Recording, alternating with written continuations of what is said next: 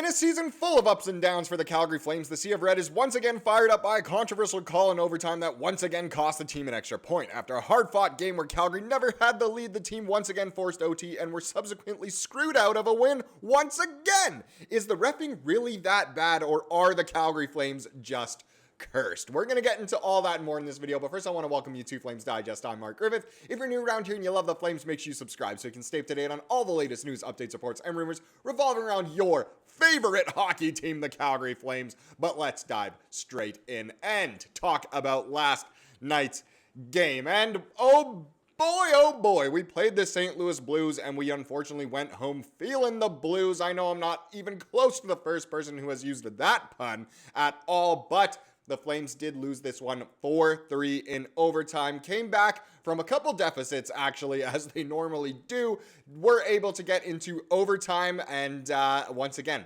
look, the Flames did not win. They got the Daryl Sutter point, as they love to do. The Flames have played so much extra hockey this season. I mean, it's been super exciting as a fan. It's just the way that these games are ending isn't exactly fantastic. But before we get into the controversy, we always like to take a quick look at the box score. So Dan Vladar in his third straight start, this one did not go to plan. Gave up 4 goals on 24 shots, only made the 20 saves, a .387 goals against average and an .833 save percentage. Not fantastic for his trade value having a game like that. You can rest assured that Dustin Wolf will definitely get the next start between the pipes on Sunday against Dallas. Again, you got to feel for the guy. He didn't look great at times. You know, he made a couple decent saves, obviously, but that's not the stat line that's going to get it done, and it really wasn't the performance that got it done either. Can you blame him for the OT goal? Not really, but still, Vladar not the best game. If we get into the men who got on the score sheet, MacKenzie Weegar with the goal and the assist. Holy cow, he is playing so well. What a tying goal he had there in the third. Pelche, massive shout out to him getting his first of the year. He honestly looked really good. Fit into that fourth line very well and looks like he could actually stay at the NHL level for quite a while. It'll be interesting to see what the Flames do decide to do with Kuzmenko. If he'll be coming back in kind of thing, and who does that leave out? But, well, and you know what I mean as well. Like, obviously, we know Kuzmenko is going to come back, but does that mean Pelche? Does that mean Dewar is out? There's so many different ways this can go. Coronado got the other goal as well, which was fantastic to see him get his 7th of the year. We also had Miramanov. He was actually a +2 in this one, which is, once again, just amazing to see for him. And he got an assist, obviously. Ryan Lomberg, Connor Zary, and Jonathan Huberdeau were the other men with the assists in this one.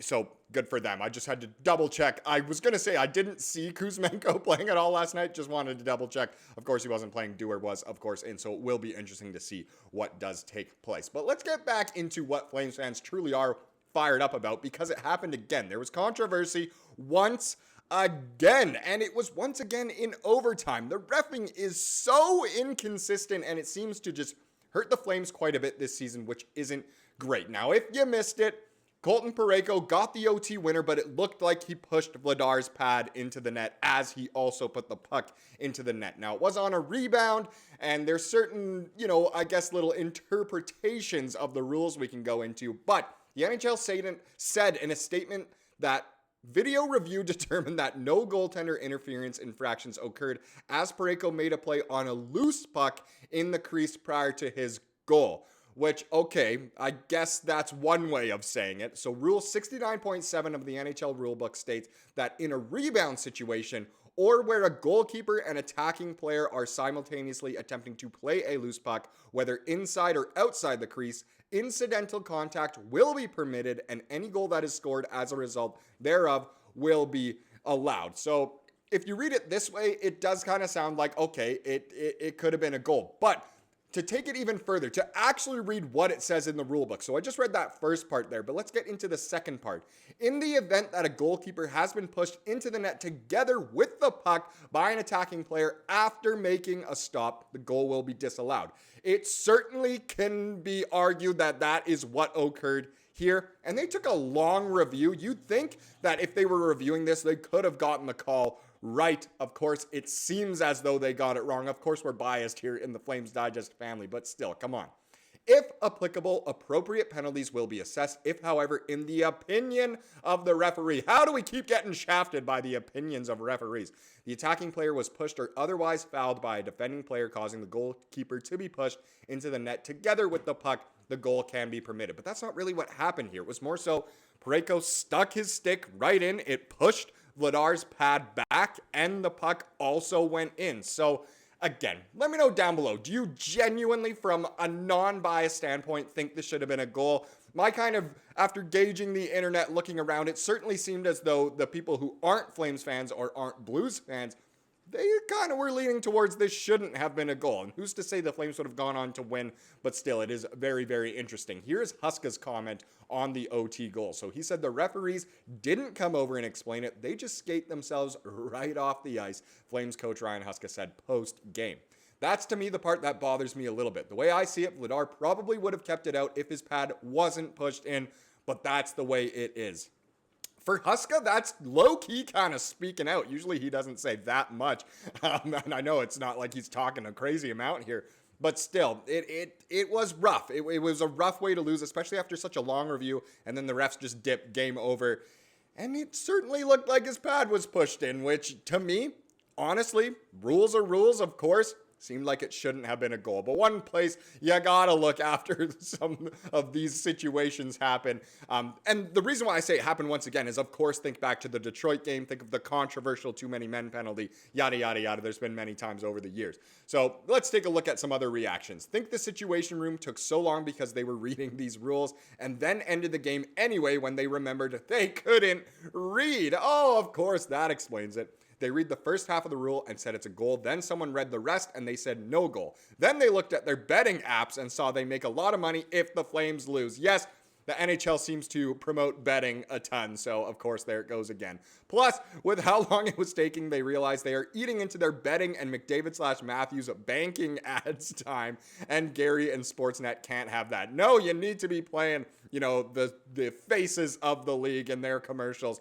Get as much revenue as possible, no matter what it does to the Calgary Flames and our review time and the accuracy of this review. It should have been no goal, let's be real. Now let's get into a bit of a World Juniors update, because originally it seemed as though Team Canada was kind of doing something weird with who they selected to attend their training camp. But from Bob MacKenzie, he has a quick update for us. So quick update on Canada's national junior team selection camp roster for the next week in Ottawa. Kamloops Blazer defenseman Harrison Brunicky will not be medically cleared to participate. So Saginaw Spirit blue liner Zane Parekh, of course, of the Flames, will replace him at the camp. Parekh will be one of 10 defensemen aiming to be amongst the final 7 or 8 that can be named to the roster. So finally, Parekh gets his flowers here.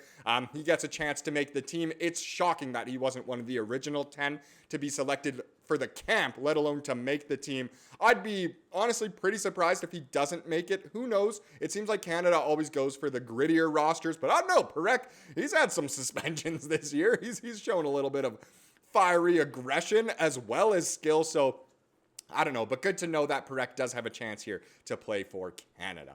Now let's wrap this up with the comment of the day, as we love to do. It, of course, comes from yesterday's video, and it comes from Gary. Gary said, I would be all for acquiring a top 2 center. My concern is it likely costs us Andersson plus. I don't want to lose Andersson and a prospect or a pick. I doubt many would accept Kadri or Huberdeau, even with retention. So obviously, in reference to the Marco Rossi trade rumors, and it would be quite expensive, and you're right, Andersson would probably be part of that package. You do not want to give up Andersson unless you know you're getting a bona fide 1C, and of course, giving up another prospect and pick just really isn't in the cards right now. Thank you so much for watching this video. Please subscribe like we saw here today, and have a wonderful rest of your day.